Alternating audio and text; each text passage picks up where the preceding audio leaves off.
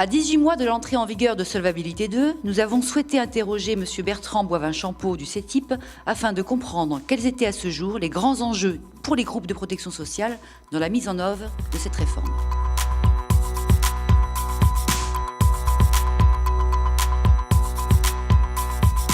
Solvabilité 2, il faut savoir déjà que ça s'appliquera aux institutions de prévoyance, donc à la partie assurance de personnes des groupes de protection sociale et absolument pas aux institutions de retraite complémentaire. Donc ça, c'est un premier point. Sinon, s'agissant de Solvabilité 2 pour nos institutions de prévoyance, nous demandons à ce que l'on reconnaisse la spécificité de nos activités qui sont centrées principalement sur 3 points. Un, nous sommes complémentaires à la sécurité sociale. Deuxièmement, nous avons toute une gestion de rente, donc sur des activités longues, donc il est important de reconnaître la spécificité. Et puis, ce sont des dispositifs qui sont pilotés et gérés par les partenaires sociaux.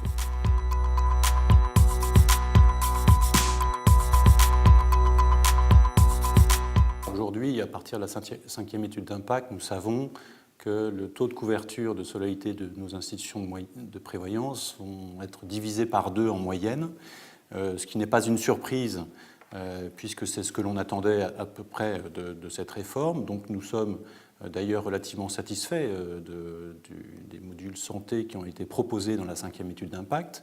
Toutefois, par rapport à ce constat qui peut sembler positif, vous savez bien que la 5e étude d'impact n'était qu'un éclairage, n'est pas le futur dispositif.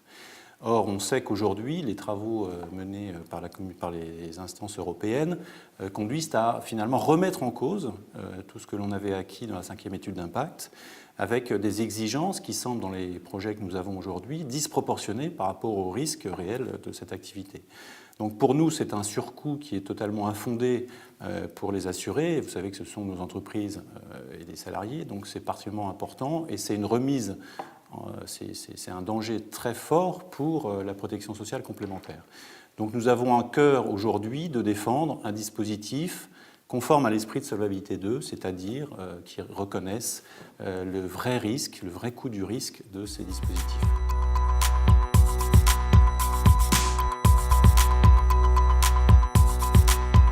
C'est vrai qu'aujourd'hui, Solvabilité 2, tel qu'il est proposé pour les régimes de retraite, qui sont des régimes particulièrement longs, sont très inadaptés au pilotage de ces régimes, à tel point qu'on anticipe qu'au 1er janvier 2013, ces activités pourraient être tentées d'être gérées dans d'autres activités que l'assurance.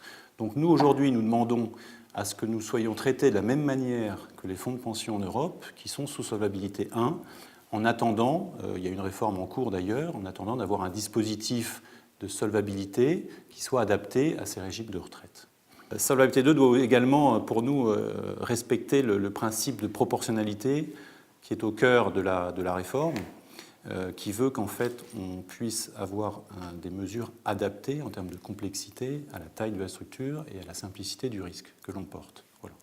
Donc c'est un enjeu très fort, puisque selon ce principe, normalement, je dirais qu'une institution de prévoyance qui ne fait qu'une activité de complémentaire santé n'a pas à développer des mesures excessives pour passer Solvabilité 2. Donc nous souhaitons que ce principe de proportionnalité trouve une réalité à compter du 1er janvier 2013 et nous faisons valoir cela à Bruxelles.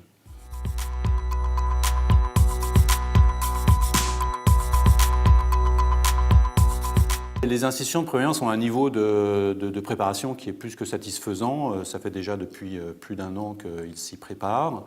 Nous avons constaté d'ailleurs qu'au travers de la 5e étude d'impact, le taux de participation des institutions est très élevé, puisque ça représente plus de 90% de l'activité. Donc tout le monde a bien participé à cet enjeu, signe de leur préoccupation. La vraie question que nous nous posons aujourd'hui, finalement, c'est le manque de visibilité que nous avons par rapport aux dispositifs finaux. Autant sur les aspects de gouvernance dont on a parlé, on voit à peu près ce qui nous est réservé, même si sur la question des principes de proportionnalité, nous souhaitons encore qu'il y ait des précisions pour pas qu'on ait des surcharges, des surcoûts inutiles. S'agissant des exigences de fonds propres prudentiels ou même des obligations de reporting à compter du 1er janvier 2013, nous sommes dans l'incertitude, puisqu'il y a encore des questions qui sont ouvertes et discutées aujourd'hui à Bruxelles, et qui remettent en cause d'ailleurs ce qui a pu être discuté depuis 2-3 ans. Donc nous voyons que nous sommes ici devant un manque de visibilité très important qui, à peine 18 mois d'entrée en vigueur, nous pose un vrai problème de préparation. Donc nous souhaitons qu'aujourd'hui on puisse, fort de ce constat, disposer de mesures transitoires pour rentrer progressivement sur les niveaux d'exigence du SCR et sur les aspects de reporting dans Solvabilité 2, et ce, avec un calendrier qui est arrêté avec l'ensemble des opérateurs et des familles.